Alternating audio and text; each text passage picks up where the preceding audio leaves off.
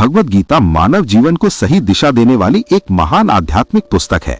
ये केवल एक धार्मिक ग्रंथ ही नहीं, बल्कि जीवन जीने की कला सिखाने वाला मार्गदर्शक भी है। इसमें भगवान कृष्ण ने योद्धा अर्जुन को जीवन के गहरे रहस्य समझाए थे। गीता का ज्ञान केवल युद्ध के मैदान तक सीमित नहीं है, बल्कि ये हर मनुष्य के जीवन में लागू होता है। आज के समय में जब लोग तनाव, चिंता, लालच और भ्रम से घिरे हुए हैं, तब गीता का संदेश जीवन को संतुलित और शांत बनाने में मदद करता है। भगवत गीता के अनुसार मनुष्य को ऐसा जीवन जीना चाहिए जिसमें धर्म, कर्म, सत्य, आत्मसंयम और ईश्वर पर विश्वास हो। अपना कर्तव्य निभाना, धर्म का पालन। गीता का सबसे महत्वपूर्ण संदेश है धर्म और कर्तव्य का पालन। भगवान श्री कृष्ण अर्जुन से कहते हैं कि मनुष्य को अपने कर्तव्य से कभी भागना नहीं चाहिए। हर व्यक्ति का जीवन में एक उद्देश्य और जिम्मेदारी होती है।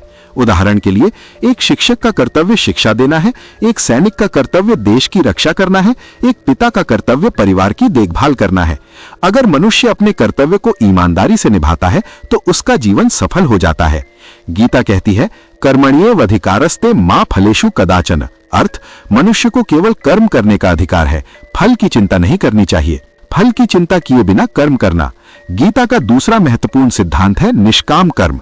आज अधिकतर लोग काम इसलिए करते हैं क्योंकि उन्हें उससे पैसा, नाम या सफलता चाहिए, लेकिन गीता कहती है कि कर्म करते समय फल की चिंता नहीं करनी चाहिए। जब मनुष्य केवल परिणाम के बारे में सोचता है तो वो चिंता और तनाव में पड़ जाता है, लेकिन यदि वो पूरी ईमानदारी से कर्म करे और परिणाम भगवान पर छोड़ दे तो उसका मन शांत रहता है। मन पर नियंत्रण रखना। गीता के अनुसार मनुष्य का सबसे बड़ा मित्र और सबसे बड़ा शत्रु उसका मन होता है। अगर मनुष्य अपने मन को नियंत्रित कर लेता है तो वो जीवन में किसी भी कठिनाई को जीत सकता है, लेकिन अगर मनुष्य अपने मन के पीछे चलता है तो वो लालच, क्रोध, ईर्ष्या, मोह, इन सब का शिकार हो जाता है। इसलिए गीता सिखाती है कि मन को नियंत्रण में रखने के लिए ध्यान करना, योग करना, सकारात्मक सोच रखना बहुत जरूरी है। क्रोध और लालच से दूर रहना। गीता के अनुसार मनुष्य के पतन के 3 मुख्य कारण हैं: काम यानी अत्यधिक इच्छा, क्रोध और लालच यानी लोभ। जब मनुष्य इन तीनों के प्रभाव में आता है तो वो गलत निर्णय लेने लगता है। उदाहरण, लालच के कारण लोग भ्रष्टाचार करते हैं, क्रोध के कारण रिश्ते टूट जाते हैं, अत्यधिक इच्छाएं मनुष्य को दुखी बना देती हैं। इसलिए गीता कहती है कि इनसे दूर रहना ही सच्चा सुख है। सभी के साथ समान व्यवहार करना। गीता का एक और महत्वपूर्ण संदेश है समानता।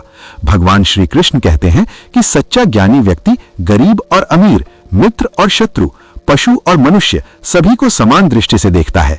यह हमें सिखाता है कि मनुष्य को घमंड नहीं करना चाहिए, दूसरों का सम्मान करना चाहिए, सभी के प्रति दया और करुणा रखनी चाहिए। सादगी और संतोष का जीवन।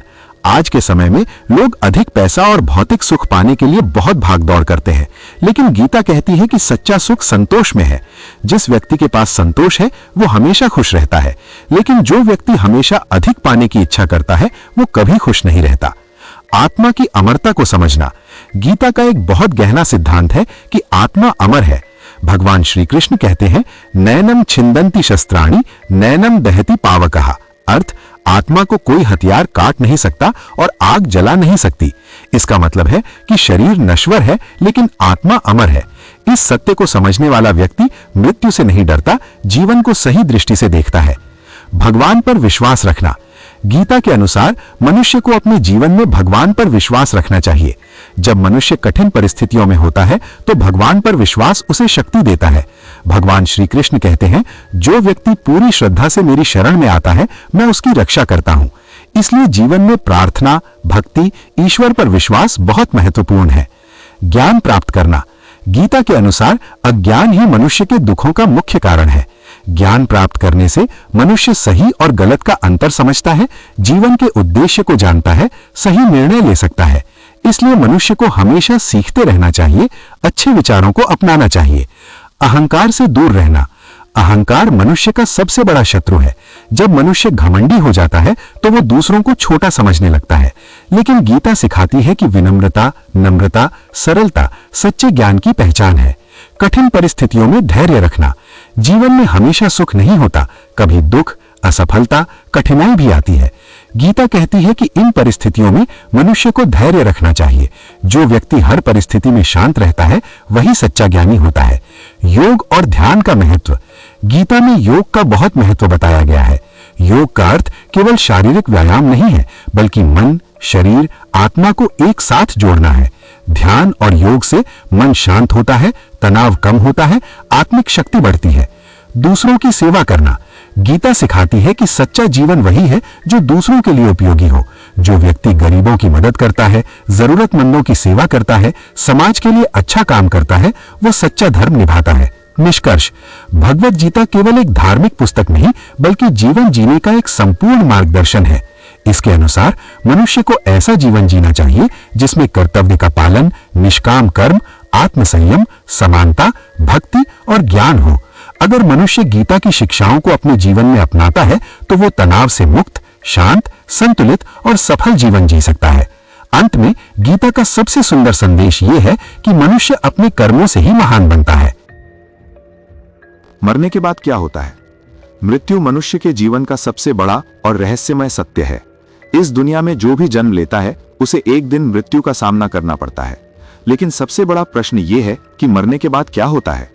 क्या सब कुछ समाप्त हो जाता है या आत्मा किसी दूसरी दुनिया में चली जाती है? इस प्रश्न का उत्तर जानने की कोशिश इंसान हजारों वर्षों से करता आया है। धर्म, आध्यात्म, दर्शन और विज्ञान सभी ने अपने अपने तरीके से इसका उत्तर देने का प्रयास किया है। विशेष रूप से हिंदू धर्म के ग्रंथ जैसे भगवत गीता और गरुड़ा पुराण मृत्यु के बाद की अवस्था के बारे में विस्तार से बताते हैं। इन ग्रंथों के अनुसार मृत्यु केवल शरीर का अंत है, आत्मा का नहीं। मृत्यु क्या है? सबसे पहले यह समझना जरूरी है कि मृत्यु क्या है। जब मनुष्य का शरीर काम करना बंद कर देता है, सांस रुक जाती है और हृदय धड़कना बंद कर देता है, तब उसे मृत्यु कहा जाता है। लेकिन हिंदू दर्शन के अनुसार मनुष्य केवल शरीर नहीं है, उसके अंदर एक आत्मा, सोल होती है जो अमर होती है। कृष्ण ने गीता में कहा है कि आत्मा कभी मरती नहीं है। शरीर बदलता है लेकिन आत्मा हमेशा जीवित रहती है। इसका अर्थ है कि मृत्यु केवल एक परिवर्तन है, अंत नहीं। मृत्यु के समय क्या होता है? कई आध्यात्मिक ग्रंथों के अनुसार मृत्यु के समय कुछ विशेष घटनाएं होती हैं। आत्मा का शरीर से अलग होना। जब मृत्यु का समय आता है तो आत्मा धीरे धीरे शरीर से अलग होने लगती है। जीवन की यादें सामने आना। कई लोगों ने नियर डेथ एक्सपीरियंस में बताया है कि मृत्यु के समय उनके पूरे जीवन की घटनाएं कुछ सेकंड में सामने आ जाती हैं। शरीर का शांत हो जाना। जब आत्मा शरीर से निकल जाती है तो शरीर केवल एक खाली खोल बन जाता है। आत्मा कहां जाती है? हिंदू धर्म के अनुसार मृत्यु के बाद आत्मा अकेली नहीं रहती, उसे यमदूत लेने आते हैं और उसे न्याय के लिए ले जाते हैं। यह न्याय यम के सामने होता है। वहां आत्मा के जीवन के सभी कर्मों का हिसाब किया जाता है। कर्म का सिद्धांत। हिंदू धर्म में एक बहुत महत्वपूर्ण सिद्धांत है कर्म। इस सिद्धांत के अनुसार हर व्यक्ति अपने कर्मों का फल जरूर पाता है। यदि किसी व्यक्ति ने जीवन में अच्छे कर्म किए, दूसरों की मदद की, सच्चाई और धर्म का पालन किया तो उसे अच्छे परिणाम मिलते हैं। लेकिन यदि किसी ने पाप किए, लोगों को दुख दिया, झूठ और अन्याय किया तो उसे उसके कर्मों का दंड मिलता है। स्वर्ग और नरक। कर्म के आधार पर आत्मा को दो जगहों में भेजा जा सकता है। स्वर्ग। यदि किसी व्यक्ति ने अच्छे कर्म किए हैं तो उसकी आत्मा स्वर्ग में जाती है। स्वर्ग को सुख और आनंद की जगह माना जाता है। वहां आत्मा को शांति और खुशी मिलती है। नरक। यदि किसी व्यक्ति ने बहुत पाप किए हैं तो उसे नरक में जाना पड़ता है। गरुड़ा पुराण में नरक की कई प्रकार की यातनाओं का वर्णन किया गया है। वहां आत्मा को अपने पापों का परिणाम भुगतना पड़ता है। पुनर्जन्म। हिंदू धर्म का एक महत्वपूर्ण सिद्धांत है पुनर्जन्म। इस सिद्धांत के अनुसार आत्मा मरने के बाद फिर से एक नया शरीर धारण करती है। अर्जुन को समझाते हुए भगवान कृष्ण कहते हैं कि जैसे मनुष्य पुराने कपड़े छोड़कर नए कपड़े पहनता है, वैसे ही आत्मा पुराने शरीर को छोड़कर नया शरीर धारण करती है। पुनर्जन्म किस रूप में होगा, यह व्यक्ति के कर्मों पर निर्भर करता है। मृत्यु के बाद 13 दिन का महत्व। हिंदू परंपरा में मृत्यु के बाद 13 दिन तक विशेष कर्मकांड किए जाते हैं। इनका उद्देश्य होता है आत्मा को शांति देना और उसे अगले सफर के लिए तैयार करना। इन दिनों में पिंडदान, श्राद्ध, प्रार्थना किए जाते हैं। यह माना जाता है कि इन कर्मों से आत्मा को शांति मिलती है। आत्मा को मोक्ष कब मिलता है? हिंदू धर्म का अंतिम लक्ष्य है मोक्ष। मोक्ष का अर्थ है जन्म और मृत्यु के चक्र से मुक्ति। जब आत्मा पूरी तरह शुद्ध हो जाती है और सभी कर्मों से मुक्त हो जाती है, तब उसे मोक्ष मिलता है। मोक्ष मिलने के बाद आत्मा को फिर से जन्म नहीं लेना पड़ता। विज्ञान क्या कहता है? विज्ञान अभी तक मृत्यु के बाद जीवन के बारे में पूरी तरह निश्चित उत्तर नहीं दे पाया है। लेकिन कुछ वैज्ञानिक अध्ययन बताते हैं कि मृत्यु के समय कुछ लोगों को तेज रोशनी दिखाई देती है, शरीर से बाहर होने का अनुभव होता है, शांति और हल्कापन महसूस होता है। इसे नियर डेथ एक्सपीरियंस कहा जाता है। हालांकि विज्ञान अभी इसे पूरी तरह नहीं समझ पाया है। मृत्यु से डरना क्यों नहीं चाहिए? अधिकतर लोग मृत्यु से बहुत डरते हैं, लेकिन आध्यात्मिक दृष्टि से मृत्यु को डर की चीज नहीं माना गया है, क्योंकि आत्मा अमर है। मृत्यु केवल एक परिवर्तन है, ये जीवन के चक्र का एक हिस्सा है। इसीलिए कहा जाता है कि मनुष्य को मृत्यु से नहीं बल्कि गलत कर्मों से डरना चाहिए। जीवन का असली उद्देश्य। जब हम समझते हैं कि मृत्यु निश्चित है, तब हमें जीवन का असली उद्देश्य समझ में आता है। जीवन का उद्देश्य केवल पैसा कमाना, नाम कमाना, भौतिक सुख पाना नहीं है। असल उद्देश्य है अच्छे कर्म करना, दूसरों की मदद करना, आध्यात्मिक विकास करना।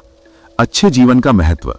क्योंकि मृत्यु के बाद भी आत्मा का सफर जारी रहता है, इसलिए इस जीवन में किए गए कर्म बहुत महत्वपूर्ण हैं। यदि मनुष्य सच्चाई से जीता है, दूसरों को दुख नहीं देता, ईश्वर पर विश्वास रखता है, तो उसका भविष्य उज्जवल होता है। मृत्यु हमें क्या सिखाती है? मृत्यु हमें कई महत्वपूर्ण बातें सिखाती है। जीवन बहुत छोटा है, समय की कीमत समझनी चाहिए, रिश्तों की कद्र करनी चाहिए, अच्छे कर्म करने चाहिए। मृत्यु का विचार हमें बेहतर इंसान बनने के लिए प्रेरित करता है। आध्यात्मिक दृष्टि। कई संत और महात्मा कहते हैं कि मृत्यु एक द्वार है, ये आत्मा को एक नई यात्रा की ओर ले जाता है। इसीलिए जो व्यक्ति आध्यात्मिक जीवन जीता है, उसे मृत्यु से डर नहीं लगता। निष्कर्ष। मरने के बाद क्या होता है, ये पूरी तरह कोई भी निश्चित रूप से नहीं बता सकता, लेकिन आध्यात्मिक ग्रंथों के अनुसार मृत्यु के बाद आत्मा का सफर जारी रहता है। आत्मा अपने कर्मों का फल प्राप्त करती है, स्वर्ग या नरक जाती है, फिर पुनर्जन्म ले सकती है या मोक्ष प्राप्त कर सकती है। इसीलिए मनुष्य को ऐसा जीवन जीना चाहिए जिसमें सच्चाई, दया, धर्म और अच्छे कर्म हों। अंत में सबसे महत्वपूर्ण बात यह है कि हमारे कर्म ही हमारे भविष्य को तय करते हैं।